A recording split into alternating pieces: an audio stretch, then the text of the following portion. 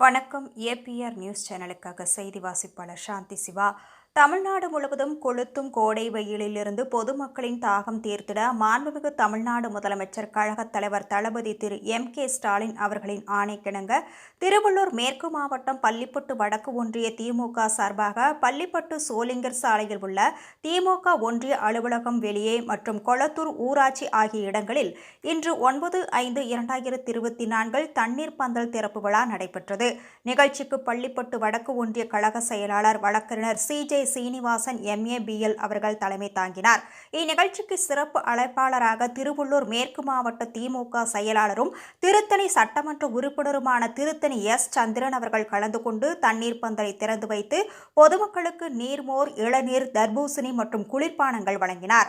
இதில் மாவட்ட ஒன்றிய நிர்வாகிகள், கிளை கழக செயலாளர்கள், கிளை கழக நிர்வாகிகள், கழக சார்பு அணிகளின் மாவட்ட ஒன்றிய அமைப்பாளர்கள், துணை அமைப்பாளர்கள், உள்ளாட்சி மன்ற பிரதிநிதிகள், திமுக முன்னோடிகள் மற்றும் திமுக உடன்பிறப்புகள் பெரும் திரளாக கலந்து கொண்டனர்.